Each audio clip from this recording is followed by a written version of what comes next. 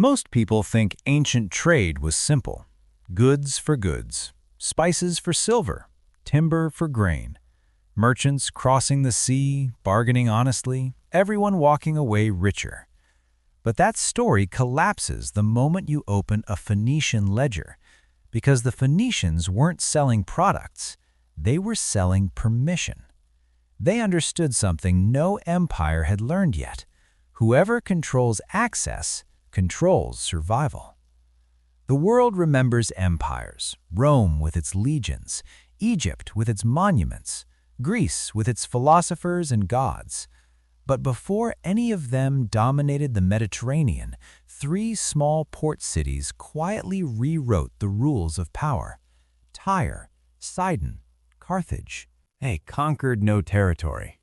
They raised no vast armies. They built no monuments meant to intimidate history. Instead, they made trade impossible without them. Every route passed through their ports. Every ship depended on their maps. Every cargo moved only with their blessing. And once civilizations organized their survival around those routes, the sea itself became a system of invisible chains. Rome taxed land. Egypt taxed harvests. The Phoenicians taxed movement. They built no temples tourists visit. They carved no statues in their own honor. They just made it impossible to trade without paying them. And that made them richer than the pharaohs. This is gods of gold. We don't study leaders, we study gravity. To understand how dependency became currency, we need to go to Tyre in 1000 BCE. The city sat on a rocky island half a mile off the Lebanese coast. No farmland, no timber, no natural resources. Population, roughly 40,000. By every rational measure, Tyre should have been irrelevant, a fishing village, nothing more. But they had one thing every empire needed: ships that could survive open ocean, not coastal hugging, deep water, out of sight of land for weeks. That capability alone made them valuable. Then they discovered something more powerful than ships. They discovered that trust could be standardized, and standardized trust could be scaled, and scaled trust could be taxed. Between 1500 BCE and 300 BCE, three Phoenician cities, Tyre, Sidon, and Carthage, built over 300 ports across the Mediterranean. They didn't conquer the cities, they connected them, and connection, once monetized, becomes permanent. Here's how it actually worked. Before the Phoenicians, trade was personal. You knew the merchant. You knew his father. You knew where to find him if he cheated you. Trust was face-to-face. That limited range to maybe 300 miles, the distance you could physically chase someone. The Phoenicians broke that model. Step 1. Standardized weights. A shekel in Tyre weighed 11.4 grams of silver. A shekel in Carthage, 1,500 miles away, weighed 11.4 grams. Exactly. For the first time in history, you could trust a measure you hadn't personally verified. Step 2. Standardized quality markers. A log of Lebanese cedar stamped with a Tyrian seal meant specific dimensions, specific density, specific moisture content. The seal became more valuable than the wood. The guarantee outlived the product. Step 3. Transferable promises. Clay tablets stamped with merchant house seals. These weren't receipts. They were promises that could change hands 3, 4, 5 times before the original deal completed. The world's first negotiable instruments. This is the moment trust became portable, and portable trust scales infinitely. A merchant in Athens wanted tin from Iberia in 850 BCE. He'd never been there, never met an Iberian miner. The journey took 4 months and killed 1 in 5 sailors. He walked into a Phoenician trading house in Piraeus, paid 1,200 silver drachmas up front, received a sealed tablet. That tablet guaranteed, tin arrives by month 7, or we absorb the loss. The merchant paid 300 drachmas more than the tin was worth, a 25% premium, but he paid 0 risk. Here's the invisible part. The Phoenician house never owned the tin, never sent ships to Iberia. They just guaranteed delivery through their network. They weren't merchants. They were the world's first insurance brokers. And insurance always costs more than goods. By 800 BCE, Phoenician trading houses charged basic transport, 10% fee. Transport plus guarantee, 20% fee. Exclusive route access, 40 to 50% fee. They weren't competing on price, they were taxing certainty. The mechanism is simple. Monopolize infrastructure, then tax everyone who uses it. The trap is simpler. Once everyone depends on the same infrastructure, building alternatives costs more than paying the tax. The numbers tell the real story. Hiram I of Tyre ruled from 969 to 936 BCE. He made a deal with King Solomon of Israel. Hiram would supply cedar, gold, and craftsmen for Solomon's temple. In exchange, Solomon granted Phoenician merchants exclusive access to Hebrew inland markets and Red Sea ports. Solomon got his temple. Hiram got dependency. Within a generation, Solomon's kingdom couldn't build without Phoenician timber, couldn't trade overseas without Phoenician ships, couldn't guarantee contracts without Phoenician seals. They hadn't been conquered, they'd been integrated. Even the Bible admits something uncomfortable. The richest king in Scripture didn't control his own trade routes. Integration is harder to escape than occupation. By 700 BCE, Carthage, founded by Tyrian colonists in 814 BCE, operated over 300 merchant vessels. They employed 50,000 sailors, dockworkers, shipbuilders. Annual revenues, roughly $2 billion in modern purchasing power. But that's just visible revenue. The invisible revenue? Route access fees, port usage taxes, seal certification charges, insurance premiums, credit interest.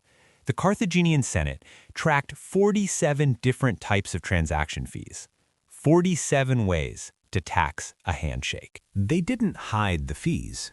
They itemized them, made dependency look like service, made extraction look like protection. The guild system they created, only certified merchants could use Phoenician ports, wasn't quality control. It was supply restriction. In 600 BCE, Carthage licensed exactly 1,200 merchant families. Application approval rate? Under 10%. Restricted supply, guaranteed margins, inherited monopolies. If your grandfather wasn't a licensed merchant, you had virtually zero path to entry. Wealth concentrated in the same families for generations. Let's be precise about what they built. By 600 BCE, the Phoenician network included 312 documented ports, trade routes covering 12,000 miles of coastline, an estimated 2,400 active merchant vessels, and colonies from Libya to Spain to Morocco. They didn't own the cargo, they didn't own the destinations. They owned every point of connection. Hanno the Navigator, a Carthaginian admiral, sailed down West Africa's coast around 450 BCE. The voyage log describes reaching modern Gabon 3,500 miles from Carthage. Why? Not conquest, route extension. Every new port meant new fees. Every new connection meant more dependency. The genius wasn't the routes themselves. The genius was making the routes the standard. Phoenician measurements became international measurements. Phoenician contract law became commercial law. Phoenician accounting practices became accounting. They didn't impose these through force, they made them so useful that adoption was voluntary. Once everyone used the system owned everyone. By 400 BCE, you couldn't operate in Mediterranean trade without Phoenician certified weights, Phoenician-issued credit instruments, Phoenician port fees, Phoenician contract templates, Phoenician guild approval. They built the rails. Everyone else paid to ride. Rome destroyed Carthage in 146 BCE. 3-year siege.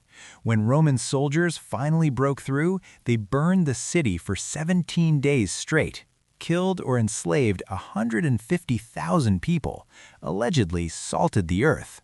total annihilation. But the system? Rome copied it. Standardized contracts, guaranteed routes, Mediterranean-wide trade infrastructure, licensed merchant guilds, insurance brokers. The Phoenicians lost the war. Their accounting system won the peace. Within 50 years, Roman merchants were using Phoenician-style credit instruments. Roman ports were charging Phoenician-style access fees. Roman guilds were restricting supply using Phoenician-style licensing. The empire fell. The mechanism spread. Fast forward to today. The Phoenicians are dead 2,300 years. The route tax is stronger than ever.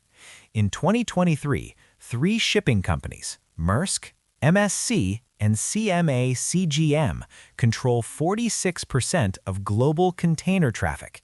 They don't own the cargo. They don't own most ports. They own the routes. A 40-foot container from Shanghai to Los Angeles, $2,400.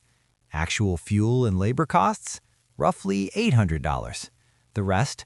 Route access, insurance guarantees, documentation charges, the certainty tax. When the Ever Given blocked the Suez Canal for 6 days in March 2021, global trade lost $9.6 billion per day. Not because products vanished, because the route vanished. Control the route, control the revenue. Or look at payment networks. Visa doesn't move money. Banks move money. Visa guarantees the transfer. They're digital Phoenician seals. A merchant in Tokyo swipes a card. Visa guarantees payment reaches New York. Fee? 1.5 to 3.5% of every transaction. Visa processed $11.6 trillion in 2022. Their cut? Over $200 billion. Not for moving money, for certifying trust. While everyone sees cashless convenience, the route tax quietly extracts. Or logistics protocols. SAP, Oracle, and 5 other companies control enterprise software that routes global supply chains. A factory in Vietnam, warehouse in Germany, store in Texas, all connected through these systems. The companies don't manufacture anything. They own the protocol that moves everything. SAP revenue in 2022, $32 billion. Not from building products, from being the standard everyone must use. Tech platforms perfected the playbook. Amazon doesn't own most products on its marketplace. It owns the route between buyer and seller. Third-party sellers paid Amazon $140 billion in fees in 2022. That's a 15% route tax. Sellers pay it or disappear. Uber doesn't own cars. It owns the route between driver and rider. Takes 25 to 30% per trip. Airbnb doesn't own homes. It owns the route between host and guest. Takes 14 to 16% per booking. YouTube doesn't create videos. It owns the route between creator and audience. Takes 45% of ad revenue. The pattern is constant. Own the connection, tax the transaction. Just like Phoenician Carthage, once everyone uses the same platform, building alternatives costs more than paying the tax. Network effects aren't accidents, they're strategy. If you control the interface between parties, you don't need to own either side. You just make it impossible for them to connect without you. Facebook doesn't create content, it owns the route between person and person, charges in attention and data. Google doesn't create information, it owns the route between question and answer, charges in ad placement and behavioral tracking. Every subscription you can't cancel, every platform you can't leave, every ecosystem you're locked into.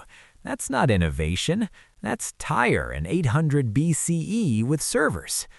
The Phoenicians didn't conquer the Mediterranean, they made it dependent.